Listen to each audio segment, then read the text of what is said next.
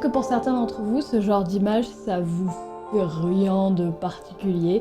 Et je vous comprends parce que j'étais comme ça avant. Quand je voyais des paysages, j'étais là, ouais, bon, de beaux paysages.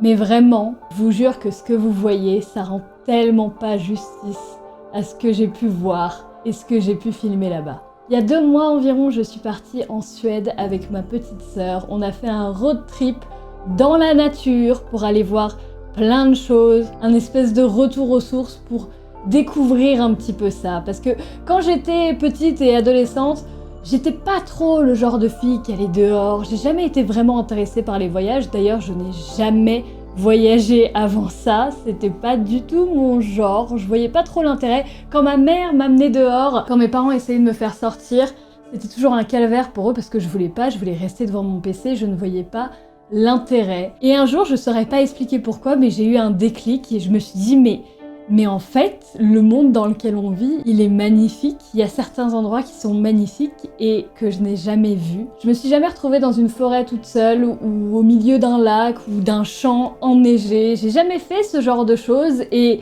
ce serait bête parce qu'il y a vraiment des endroits incroyables. Du coup, je me suis dit, tu sais quoi, on y va. J'ai tenté et du coup, je me dis que ce serait pas mal de vous montrer ce qu'on a vu. On est donc parti de Stockholm pour aller jusque Kiruna, tout au nord de la Suède. Est-ce que c'est étroit? Dis-nous tout. Et pour vous dire à quel point ce pays est magique, on s'est juste déjà arrêté sur une aire d'autoroute. Et rien que l'aire d'autoroute.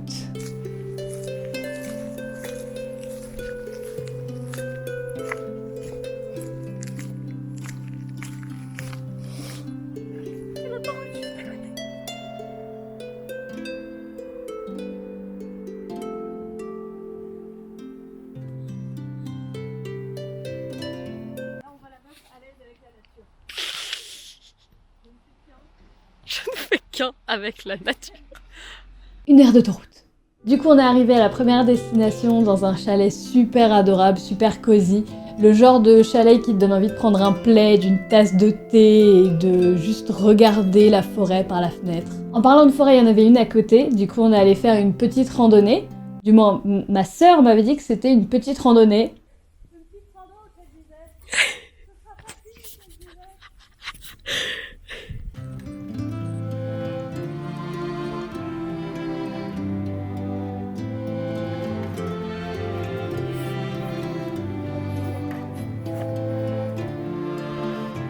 Elle grimpe, la Constance, elle grimpe.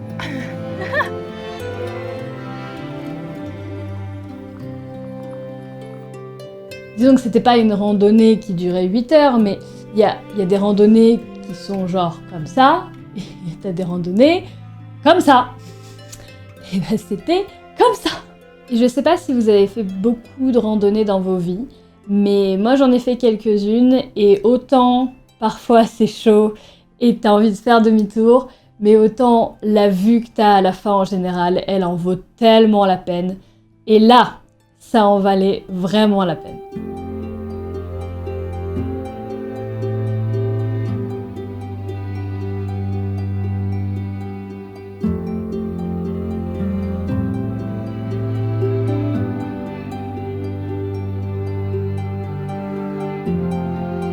Ce qu'on voyait depuis là-haut, c'était juste incroyable. Et les photos, elles rendent tellement pas justice par rapport à ce qu'on peut voir, vous imaginez pas? C'est dingue, on était toutes seules dans une grande forêt, avec aucun bruit, juste le bruit de nos pas dans les feuilles d'automne. Tu te sens juste tellement bien, tellement libre en fait. Je saurais pas l'expliquer, quand t'es devant ton PC, au final, tu te sens normal. Mais quand t'es en haut d'une montagne, au milieu de la forêt, je sais pas, t'es vraiment là, t'es vraiment dans l'instant présent.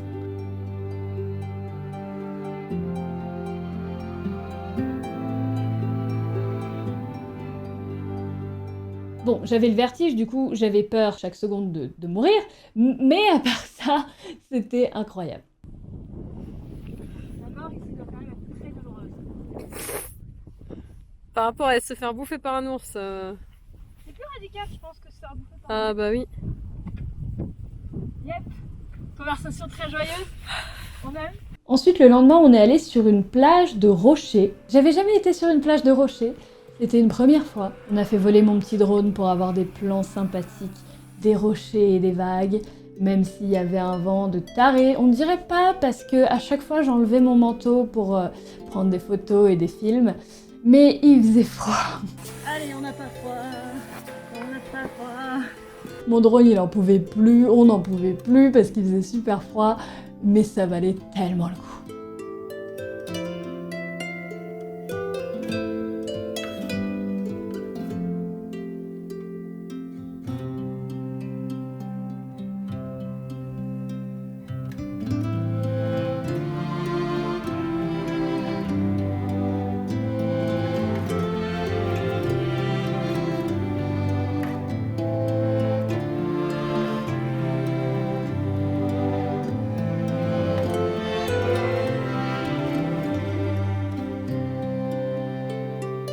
Ensuite, on est parti de Nordingrad pour aller à Luleå, deuxième destination, où on était dans une petite maisonnette super cosy, super chou.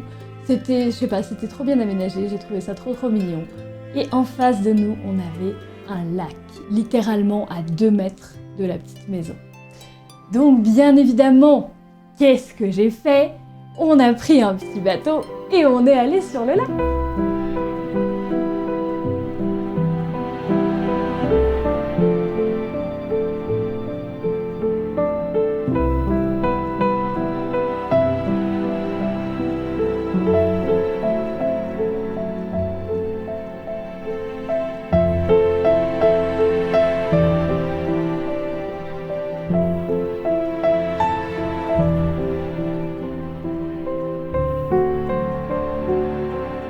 La personne qui nous a loué le bateau décrivait l'expérience sur le lac comme magique et romantique.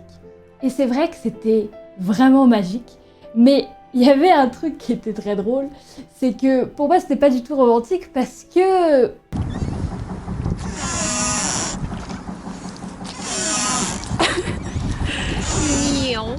C'est combien de temps là qu'on Si tu savais à quel point mon tabouret n'est pas stable du tout. Ça grinçait un petit peu. Mais comme on était 2 sœurs, on était littéralement mortes de rire.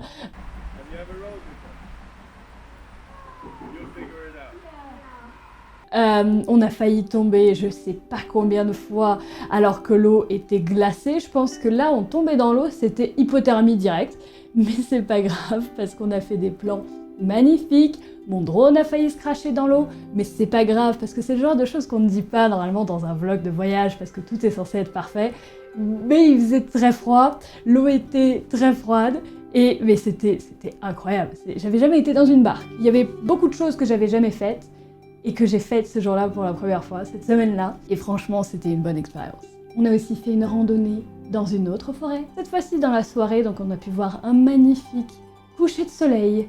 C'était à couper le souffle, mais je pense que vous avez déjà compris que tout était beau là-bas. Mais ça, c'est vrai que c'était très beau.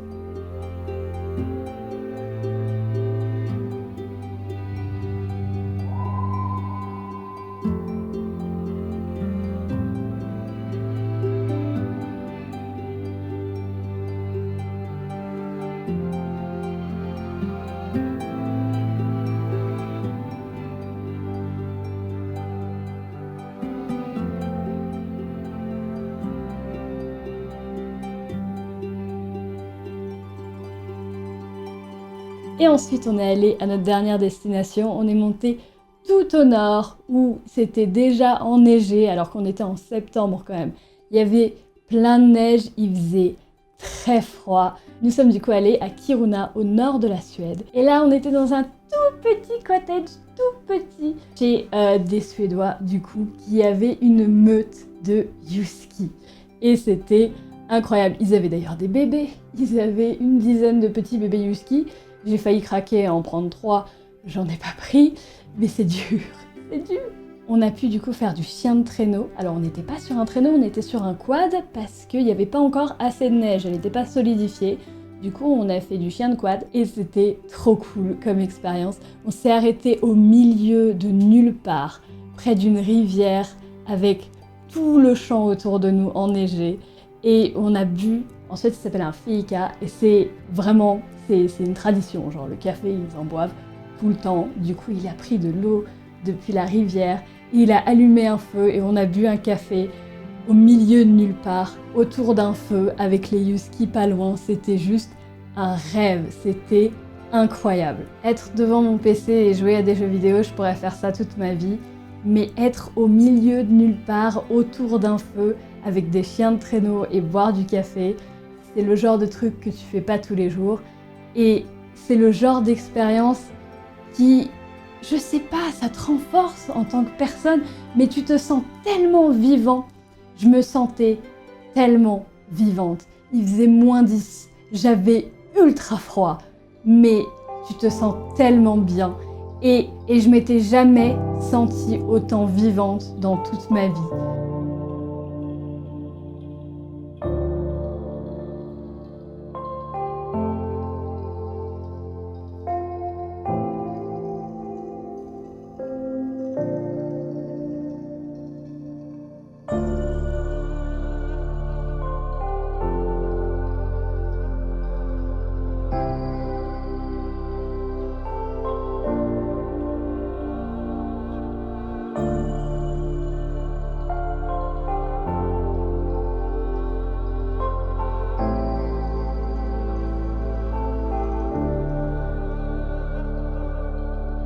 Et même si on avait froid, même si on n'était pas du tout faite pour vivre dans la nature et tout, on a réussi et ça valait tellement le coup et je voulais vraiment vous le partager.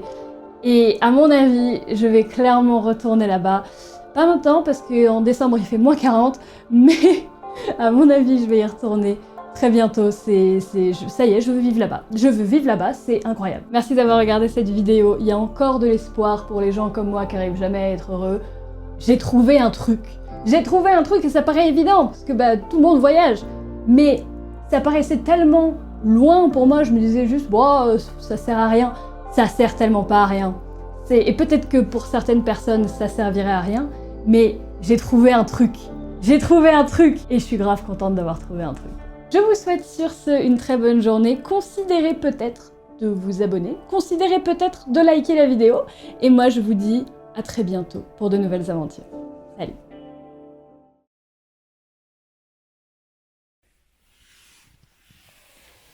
Je me prends pour un drone. Je suis le drone du champignon.